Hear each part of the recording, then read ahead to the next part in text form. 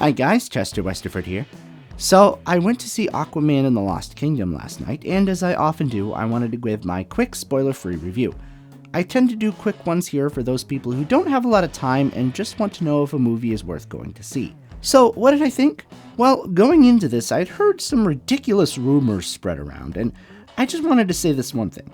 Most of the time when you hear about test screenings, plot leaks, 85% of the time that stuff is utter nonsense spread by people on the internet who just like to hate on things for some reason. Most of the time things they haven't seen yet. Seriously, why bother?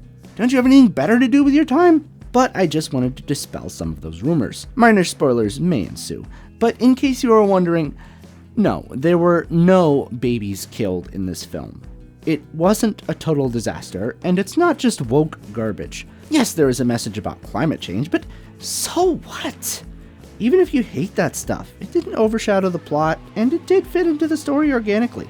For me, I don't mind a message like that as long as it fits in and doesn't feel shoehorned in. I feel like it was done right here. It wasn't forced, and it wasn't shoved in your face or preached at you, which can take the fun out of a movie. But I found this a very enjoyable film.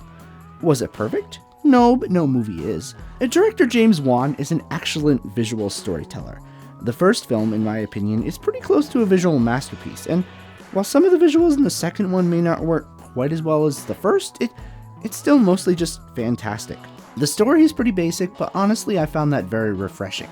And it was a very standalone superhero film. With the excising of both Batman cameos, it's even more standalone. You could honestly enjoy both Aquaman films without needing background from any of the other DCEU films, which I like. This is how it should be. Marvel, take notes. Not everything has to be so connected that you need to see everything else to know what's going on.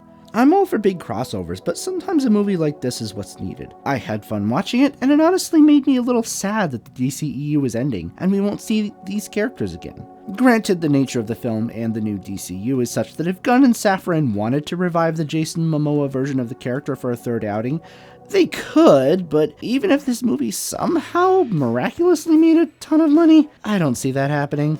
Even so, that's not a reason to skip this one. Would I recommend it? Yeah, if you want a fun, well-made superhero film, which both doesn't require a lot of homework, which is unusual these days, besides maybe having seen the first film, that would help, and also doesn't leave you with some huge multiverse-shattering cliffhanger for the next big crossover film, like everything else these days. It's exciting, it's visually impressive, and it has a happy ending. A great choice for a movie where you can relax, enjoy your popcorn, take the family out, and have a good time over the Christmas holidays. For my rating, well, I feel like it's not quite an 8.